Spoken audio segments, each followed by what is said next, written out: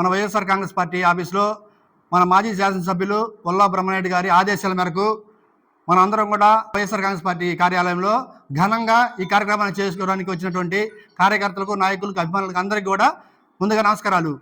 ఈ కార్యక్రమాన్ని ఉద్దేశించి వైస్ చైర్మన్ రాజశేఖర్ గారు ఒక 2 నిమిషాలు మాట్లాడాలి. నమస్కారాలండి.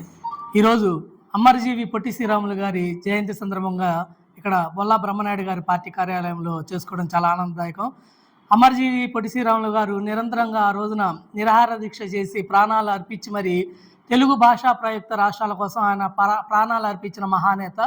ఆయన ఆ రోజున ఆ రకంగా పోరాడబట్టినే ఈ రోజున మన తెలుగు రాష్ట్రాలు ఏర్పడ్డాయి. కానీ తర్వాత కొన్ని అనివార్య కారణాల విడిపోవడం జరిగింది. కానీ ఆయన చూపించిన బాటని ఎప్పుడు కూడా అందుబాటులో ఉంచుకొని అందరూ కూడా ఆ బాటలో నడవాలని కోరుకుంటున్నారు. కాంగ్రెస్ పార్టీ కార్యాలయంలో బ్రహ్మనాయుడు గారి ఆదేశాల మేరకు మన దేశ నాయకులు పొట్టి శ్రీరాములు గారి జయంతి కార్యక్రమాలు పెద్ద ఎత్తున ఏర్పాటు చేశారు. ఈ కార్యక్రమానికి విచ్చేసిన పెద్దలందరికీ కూడా నమస్కారాలు తెలియజేస్తూ ఉన్నాను. అయితే మనం పొట్టి శ్రీరాములు గారు ఈరోజు మనం భాషా ప్రయుక్త రాష్ట్రాల్లో మన ఒక తెలుగు అంటే కాదు, దేశవ్యాప్తంగా భాషా ప్రయుక్త రాష్ట్రాలు ఏర్పడ్డాయంటే అది ఆయన చేసిన అంటే అత్యంత సాహసోక్తమైన కార్యక్రమం. ఎందుకంటే నిరాహార దీక్ష చనిపోయే వరకు ఆయన దీక్ష చేసి ఆయన ప్రాణాలను కూడా పణంగా పెట్టి, ఇంతకుముందు వాస్తవంగా దక్షిణ భారతదేశం మొత్తాన్ని కూడా తమిళనాట అంటగట్టేవాళ్ళు. అంటే వీళ్ళందరూ మద్రాసీలను పిలిచేవాళ్ళు. అలాంటిది మనందరికీ, మన తెలుగు వాళ్ళందరికీ కూడా ఒక ప్రత్యేక రాష్ట్రాన్ని, మన ఆత్మగౌరవాన్ని నిలబెట్టే విధంగా ఆంధ్రప్రదేశ్ రాష్ట్రాన్ని ఏర్పాటు చేయడంలో ఆయన అమరుడయ్యారు. అందుకని ఆయన ఈ ఆంధ్రప్రదేశ్ ఉన్నంతకాలం కూడా మనమందరం ఆయనకి రుణపడి ఉంటామని చెప్పేసి తెలియజేస్తున్నాను. ఆయన ప్రముఖ గాంధేయవాది. ఎప్పుడు కూడా గాంధీ గారు అడుగుజాడలో నిలిచారు. సంఘ సంస్కరణ కోసం ఆ రోజుల్లోనే మహిళలందరికీ సమాన హక్కులు కావాలని, అదేవిధంగా సమాజంలో అట్టడుగున ఉన్న బడుగు బలహీన వర్గాలకు కూడా సమాన హక్కులు కూడా కావాలని ఆయన పోరాటం చేసిన వ్యక్తి. ఆయన్ని స్మరించుకోవటం, ఆయన అడుగుజాడల్లో నడవటం ఈనాటి యువతకు కూడా ఎంతైనా అవసరం అని తెలియజేస్తున్నాను. ఈరోజు దేశ ప్రగతికి కారణమైన, వాస్తవంగా ఆర్థికంగా బాగా బలంగా ఎదిగిన రాష్ట్రాలు మహారాష్ట్ర, గుజరాత్. ఆ రాష్ట్రాలు ఫామ్ అవటానికి కూడా కారణం ఆయన ప్రముఖులు పొట్టి శ్రీరాములు గారి ఆ రోజు ఆయన చేసిన ఆమరణ నిరాహార దీక్ష కారణంగా మొదట ఆంధ్రప్రదేశ్తో ప్రారంభమై దేశవ్యాప్తంగా ఆనాడు 9 కొత్త రాష్ట్రాలు ఏర్పాటు చేయడానికి ఆయన అమరుడయ్యారు. ఆయన్ని మనం నోరారా ఒకసారి అమర్ రహే పొట్టి శ్రీరాములు గారు అంటూ, అమర్ రహే పొట్టి శ్రీరాములు గారు. ఈ ఆంధ్రదేశం ఉన్నంతకాలం ఆయన మనం స్మరించుకుంటూ ఉంటామని చెప్పేసి తెలియజేస్తూ ఆయనకి ఈరోజు నివాళులు అర్పిస్తున్నాం. ధన్యవాదాలు. వినుకొండ వైఎస్ఆర్ కాంగ్రెస్ పార్టీ కార్యాలయంలో మన పెద్దలు అమరజీవి పొట్టి శ్రీరాములు గారి యొక్క జయంతి ఉత్సవాలని ఘనంగా జరుపుకుంటా ఉన్నాం. ముఖ్యంగా 125 సంవత్సరాల క్రితం ఈ ఆంధ్ర రాష్ట్రంలో పుట్టినటువంటి పొట్టి శ్రీరాములు గారు భాషా ప్రయుక్త రాష్ట్రాలు అనేటువంటి కాన్సెప్ట్ తోటి, తెలుగువారికి తెలుగు రాష్ట్రాలు ఉండాలి అనేటువంటి కాన్సెప్ట్ తోటి ఆయన చేసినటువంటి ఆమరణ నిరాహార దీక్ష అనేది చాలా అందరికీ కూడా ఒక స్ఫూర్తిదాయకంగా నిలిచింది. 56 రోజులు ఆయన నిరాహార దీక్ష చేసి చెన్నైలో, ఆ రోజున మద్రాసులో 56 రోజుల నిరాహార దీక్ష చేసి ఆయన ప్రాణాలు అర్పిస్తే మనకి ఆంధ్ర రాష్ట్రం ఏర్పడింది. 1952 డిసెంబర్ 15వ తారీఖున ఆయన చనిపోయారు. 51 సంవత్సరాల వయసులో ఆయన చనిపోయారు. అయితే ఆయన దానికన్నా ముందు కూడా ఒక సామాజిక స్పృహ ఉన్నటువంటి వ్యక్తి. దళితుల పట్ల అంటరానితనం ఉంటే దాని మీద కూడా ఆయన దాదాపుగా 30 రోజులు పైగా గతంలో ఆమరణ నిరాహార దీక్ష చేసి ఆ హక్కుల కోసం పోరాడారు. అట్లానే మహిళల హక్కుల కోసం కూడా పోరాడారు. కుల మతాలతో సంబంధం లేకుండా ఒక సామాజిక స్పృహతోటి ఆయన అనేక పోరాటాలు నిర్వహించారు. ఆయన వల్ల, ఆయన త్యాగాల ఫలితంగా ఆ రోజున నెహ్రూ గారు కూడా దాన్నిటిని కూడా గమనంలోకి తీసుకుని, అట్లానే తెలుగువారు ఆయన చనిపోయిన తర్వాత స్పందించిన తీరు చూసి వెంటనే మనకి ఆంధ్ర రాష్ట్రాన్ని ఏర్పాటు చేయడం జరిగింది. ఆ తర్వాత ఆయన స్ఫూర్తితోటి అనేక రాష్ట్రాలు కూడా భాషా ప్రయుక్త రాష్ట్రాలు ఏర్పడటం జరిగింది.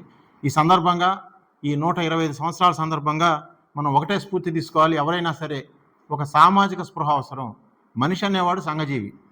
మనిషి తన స్వార్థాన్ని తను చూసుకుంటే సాధ్యం కాదు. మనిషి నలుగురితో పాటు కలిసి ఉండాలి. సమాజంలో జరిగే మార్పుల్ని, జరిగే అన్యాయాల్ని, అసమానతల మీద కూడా స్పందించాలి. అట్లా స్పందించాడు కాబట్టి వాళ్ళ పొట్టి శ్రీరాములు గారు 1952లో చనిపోయినా కూడా ఇవాళ 2026 సంవత్సరంలో కూడా ఆయన్ని మనం తలుచుకుంటా ఇంతమంది సమావేశం అయ్యాము అంటే ఆయనకున్నటువంటి సామాజిక స్పృహే కారణం. కాబట్టి ఈ సందర్భంగా ఆయన జయంతి సందర్భంగా మనందరం కూడా ప్రజల కోసం, సమాజం కోసం ఒక సామాజిక స్పృహతోటి సమాజంలో ఉన్నటువంటి దుర్మార్గాల్ని, అన్యాయాలను ఎదిరిస్తూ పోరాటమే ఆయనకి ఇచ్చేటువంటి ఒక ఘనమైన నివాళి అని చెప్పి సందర్భంగా చెబుతూ పొట్టి శ్రీరాములు గారికి ఈ రోజున మనం ఘనమైన నివాళి అర్పిస్తూ వైఎస్ఆర్సీపీ పార్టీ కార్యాలయంలో జరుపుకుంటా ఉన్నాం. ఈ సందర్భంగా విచ్చేసిన అందరికీ కూడా అభినందన తెలియజేస్తూ సెలవు తీసుకుంటా ఉన్నాం.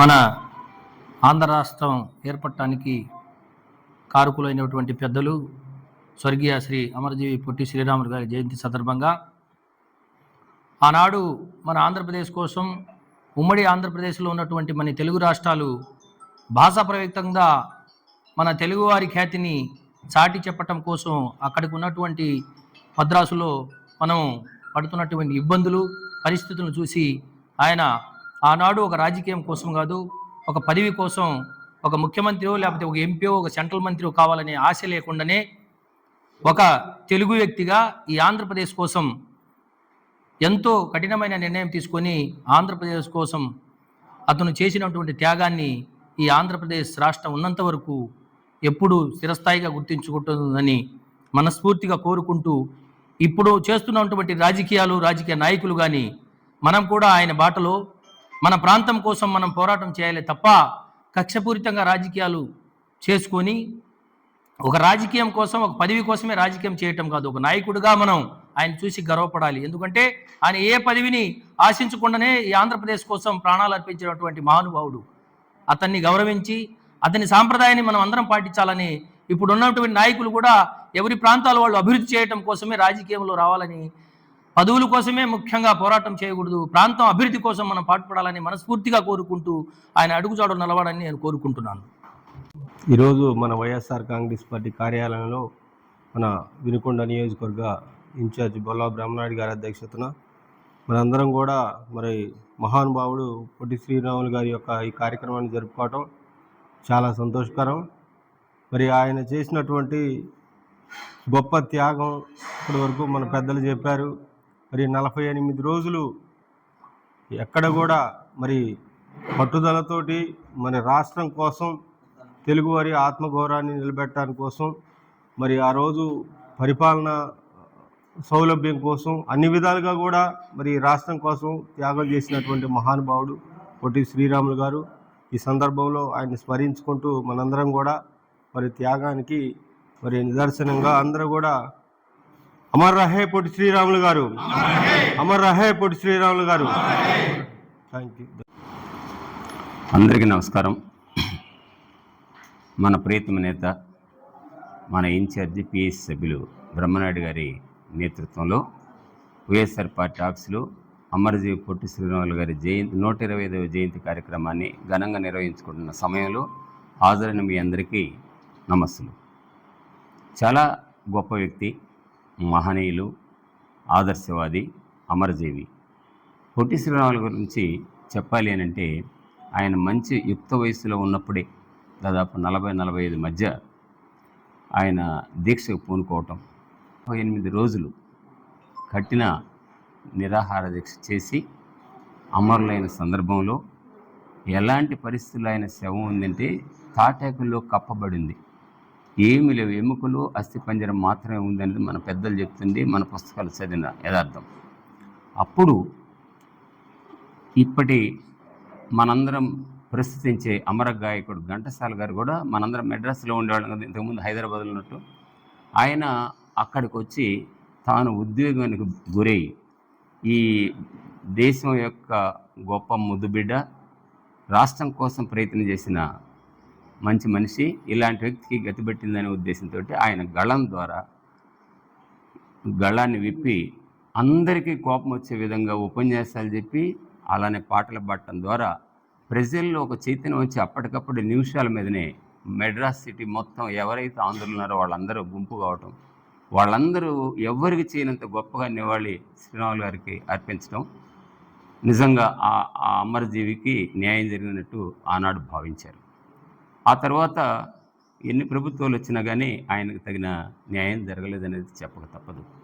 ఈరోజు ఎక్కువ మంది వయసులో ప్రత్యేకంగా సమావేశమై ఆయన 58 రోజుల పాటు అమర దీక్ష చేసి మనకు రాష్ట్రానికి రావడానికి కారణమైన వ్యక్తిని దృష్టిలో పెట్టుకొని 58 అడుగుల కాంస్య విగ్రహం కూడా వారే స్వయంగా ఖర్చు పెట్టుకోవటం ద్వారా ఈరోజు ఆయన 125వ జయంతి ఉత్సవాల ముగింపు రోజున జరుగుతూ ఉంటాం. మనందరికీ చాలా సంతోషం. ఏది ఏమైనా త్యాగాలకు మారు పేరు, ధర్మం న్యాయం పద్ధతిలో పెరిగిన వ్యక్తి, ఆదర్శవాది, స్వాతంత్ర సమరయోధులు. వారికి ఈ ఆఫీసులు ఘనంగా నివాళులు అర్పించుకోవటం మనందరి అదృష్టంగా భావిస్తూ భవిష్యత్తులో యువత అందరూ కూడా ఆయన అడుగుజాడలను నడిచి ఈ రాష్ట్ర అభివృద్ధికి పాటుపడాలని కోరుకుంటూ సెలవు తీసుకుంటాం. నమస్తే.